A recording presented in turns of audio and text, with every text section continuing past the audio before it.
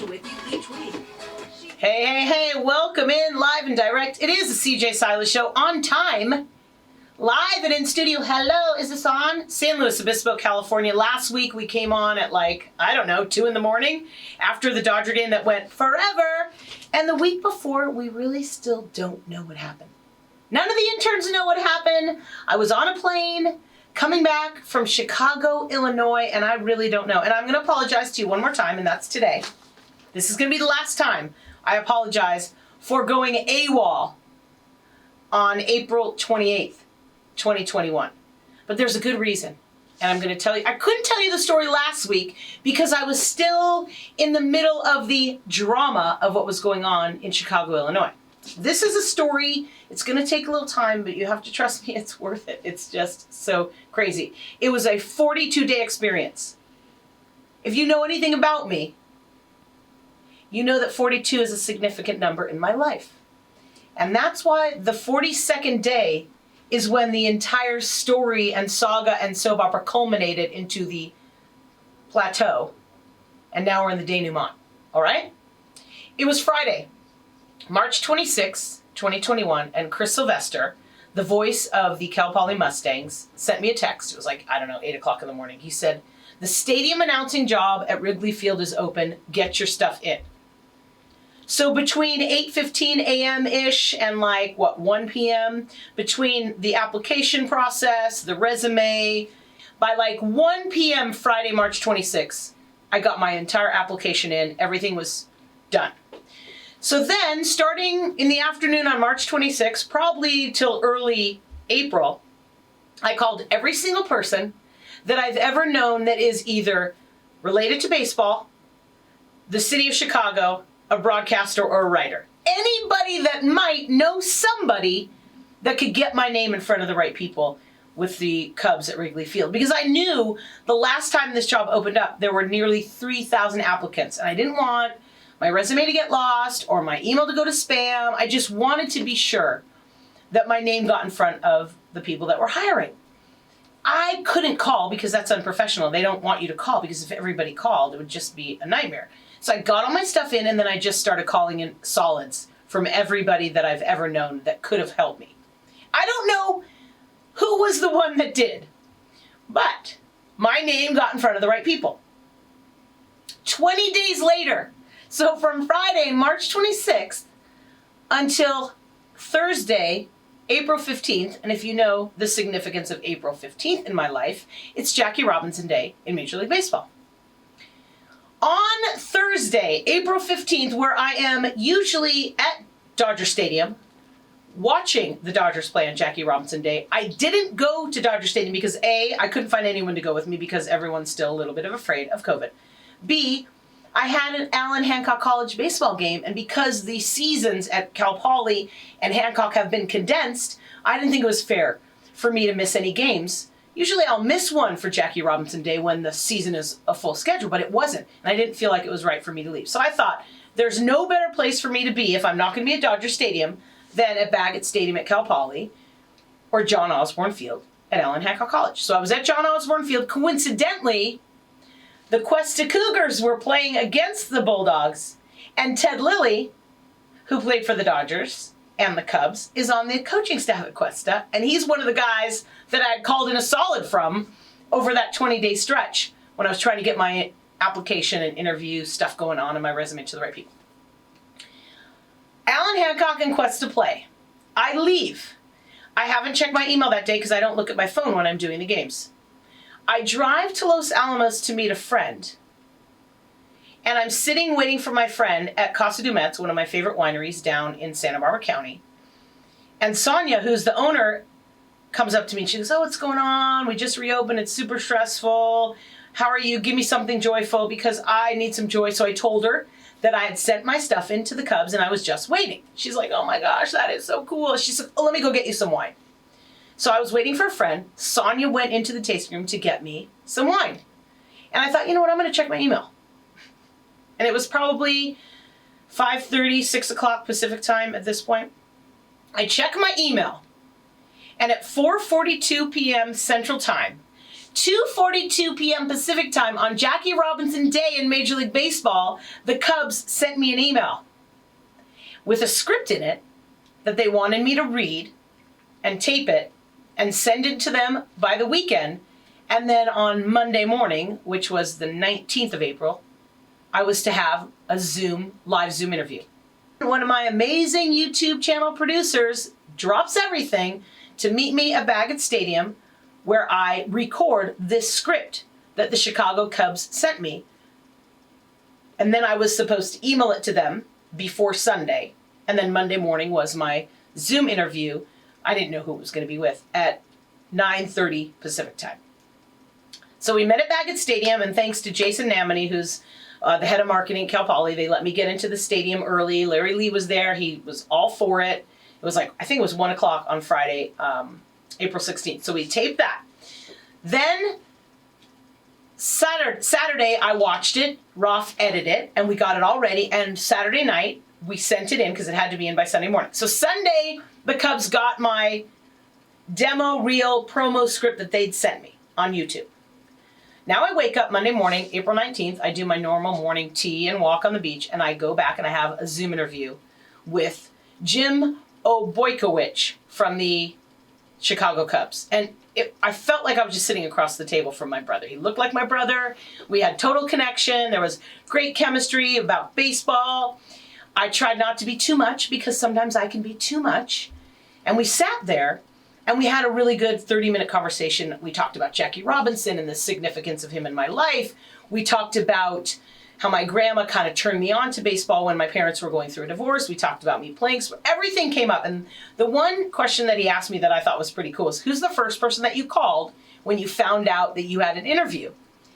And the first person I called that Thursday from the winery was Ted Lilly, because I had just seen Ted at the game between the Bulldogs and the Cougars at Hancock College. And Ted Lilly has been literally cheering for me ever since. I think he might have even called Ryan Dempster, a former Cubs player, to get him to try to get my name in front of the right people.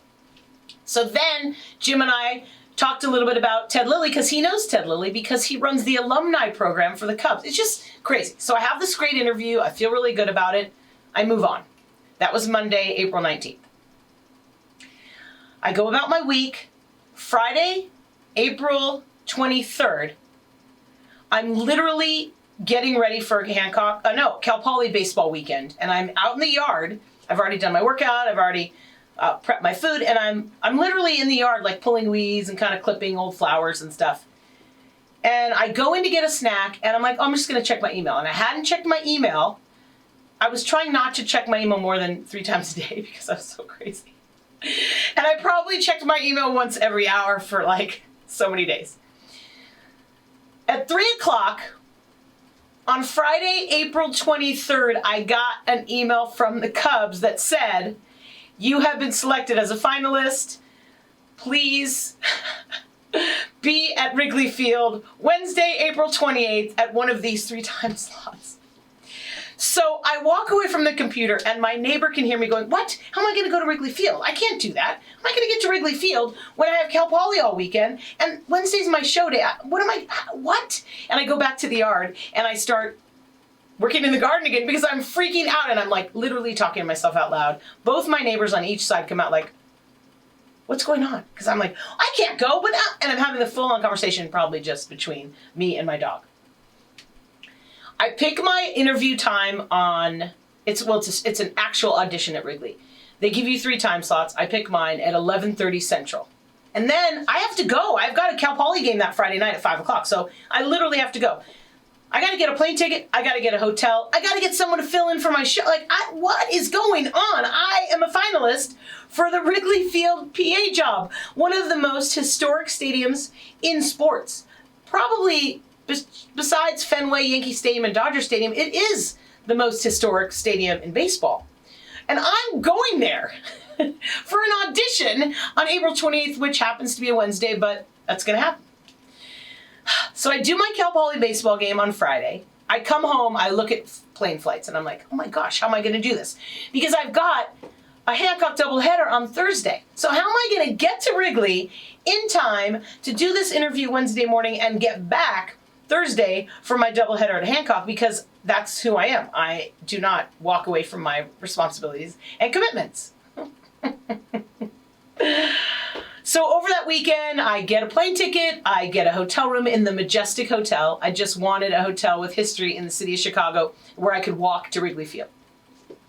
Monday, get through the Cal Poly baseball weekend. By the way, I still haven't slept. I'm sleeping sporadically, like an hour here, an hour there, waking up. Is this really happening? I'm having dreams. Jackie Robinson's coming to me. Everybody in the world of baseball is coming to me. All the people that I'm hoping can help me. Who knows? Now that they know who I am and they've got my resume, I just need to now show them what I can do because nobody needs to get the job for me. I've been preparing for this my entire life. This is what I want to do. Is the next thing for me is a Major League Baseball stadium announcing job, and then I want to do that until I can't use my voice anymore, or I don't know. So, Monday, I get up, I do a workout, I have some stuff I got to do, and all weekend I'm trying to find someone to fill in for me on my show. What am I going to do? How am I going to do this? I finally find a plane ticket. I get my reservation at the Majestic Hotel. I drive to LA Monday night. I'm leaving early Tuesday morning. I'm sitting at my cousin's house. We're masked up because I haven't seen her since COVID, and we're watching the Dodgers, and I get a phone call that one of my absolute closest friends in my life, Calvin Haywood, dies Monday night before I'm supposed to leave for Chicago. And I'm like, what? Calvin, he's not old enough to die, and I knew he didn't have COVID because I had just talked to Calvin to tell him the story because of all my friends. He's one of my friends that would have a connection with this job more than anyone because he's watched me as a woman in this business struggle for years. And he was the first black man to direct at ABC Wide World of Sports, the first black man to direct at ESPN. Like, he broke a ton of barriers as a black man in this country, and he watched me as a woman fighting my way through as well. So I'm sitting there on the couch, I'm like, what? I can't even compute that Calvin is dead. I talk to some of my friends, I try to find some pictures, I'm trying to sit with this whole thing, and then the next morning I go to LAX, and I get in the plane and I realize that I'm flying on Calvin's angel wings. Because this job, even if I don't get this job, the gift of this opportunity was the fact that I called Calvin. Because normally on a weekend when I have 5 baseball games, or 6, depending on if Hancock has a doubleheader or not, I'm not calling anyone that weekend. I'm too busy. I'm saving my voice because I've got so many games that I've got to do. But because of this job, I had called Calvin. So days before he passed away, I got to talk to him. So I fly to Chicago. I land. I have like one of the worst Uber experiences of my life. By the way, the first one that I've ever done myself. I'm usually in Ubers with other people and they're doing that thing on their phone. I'm doing my own. I had to figure it out. It's like a $75 Uber to get from the airport to the Majestic Hotel. I get to the hotel. I'm hungry. I need to eat. I haven't eaten all day. I had healthy snacks, but now I've got to eat something. I tried 3 times and failed at Uber Eats. 2 restaurants did not deliver to that area. And the 3rd restaurant, I just couldn't even get the order to go through. I'm like, forget it. I'm so hungry. It's now like 6:30 or 7. And I get an email from the Cubs with a script. And it's like 8 pages long. It is so long. It's pretty much a whole game. So the hotel prints the script for me and I decide I'm going to walk to Wrigley. I want to go find out what door I have to enter so I know exactly how long it's going to take me to get to Wrigley Field the next morning for my audition. So I walk around, I do a whole circle around Wrigley Field to find the door that I need to enter in on Waveland Avenue. I find it. I ask a woman who's walking by in a stroller with a kid and she's got a waffle cone and the ice cream is dripping down her arm. I think it was pink ice cream. I'll never forget. And I go, hey, can you help me? I have an interview right here through this door. It's so exciting. I came all the way from California and all I want is a really good steak and some vegetables and a baked potato. She's like, oh, not a lot's open. And her husband's ahead of her and he's like, hey, where should she go? This isn't open. And they're the 2 of them are commiserating, trying to figure out where to send me. And they say, oh, go to Boys Town on Halsted, go to Wood for steak. Okay, so they give me the directions and I walk down. It's like a mile. I walk down Waveland, I get on Halsted, I'm walking into Boys Town. And as I walk up to the restaurant and I see the name of the restaurant, Wood, I realize that these 2 strangers sent me to a restaurant the night before my audition at Wrigley Field, and the restaurant's called Wood. And my friend that passed away, his name was Calvin Haywood, and his nickname was Wood. This is a true story. Of all the the places this couple could send me, they sent me to a restaurant called Wood, walking distance from Wrigley Field. I have this beautiful steak, and the hotel had printed the script, so I went over the script and I had pronunciations. It was an opening day script of the Pirates and the Cubs. And I didn't have any of the pronunciations for the Pirates, difficult names. So I started freaking out about that, went on my phone, couldn't find the pronunciations, had my dinner, freaked out, went back to the room. I decided I needed to sleep. I took a long hot bath. I woke up the next morning. I went for a run on Lake Michigan, which is beautiful, by the way. And then how am I going to get these pronunciations? I can't find them anywhere online. I call the Pittsburgh Pirates. And I said to the receptionist, hey, her name was Sam. Sam, can you help me? I need to talk to someone live. I know with COVID, nobody's at work. I need to talk to someone live because I have this audition at Wrigley Field. She's like, oh my gosh, you have an audition at Wrigley Field. And I need some help with the pronunciation of some of the players. And remember, on opening day, you don't just announce the players, you announce the entire staff, athletic training, the medical staff, all the coaches. And there are a lot of difficult names on the Pirates roster. So she gets me through, and she gets me into this guy. He helps me with all the names. I have some breakfast. I get my hair done. I look beautiful. I have a suit on. I walk outside, and it's raining. The hotel does not have an umbrella. So I get to Wrigley Field, and I look like a wet dog, which is not a bad look for most people, unless you're trying to get a job at the most historic stadium in the history of the world. I go in. They walk me through. I walk into this lobby, and they walk me through the history of this team with Ernie Banks, the first black player to play for the Cubs in 1953. He's there, and Harry Carey's got a statue. It's just so epic. I go in. They take me to the little spot where the announcer sits. I do a lot of announcing. I was there for like 45 minutes. They've got a producer, and then the organist sits behind me, and I have really cool pictures. Did we put those pictures up yet? We haven't. We need to put those pictures up of me at Wrigley Field. I didn't want to jinx it.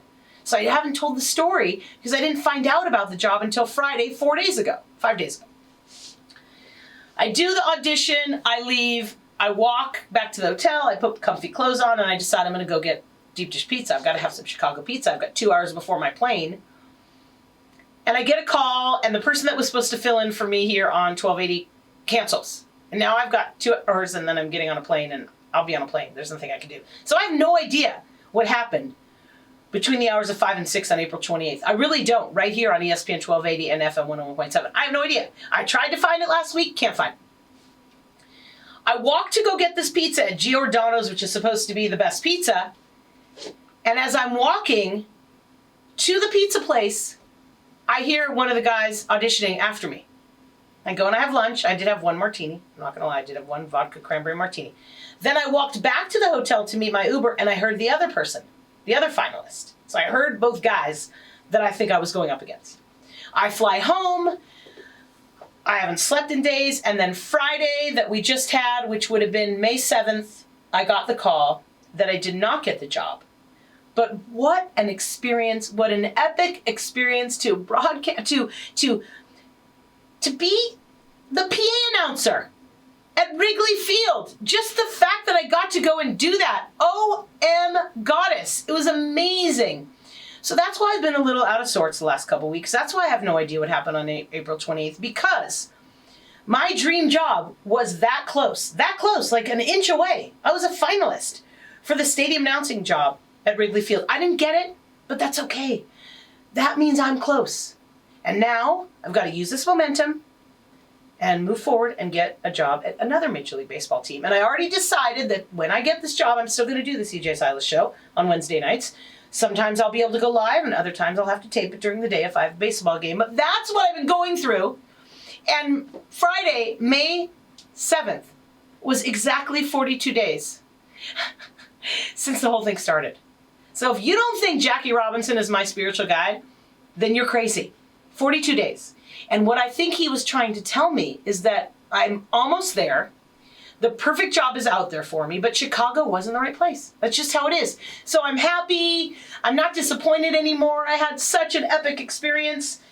And that's my story. And thank you for listening. And thank you to my YouTube audience you're going to be able to see this.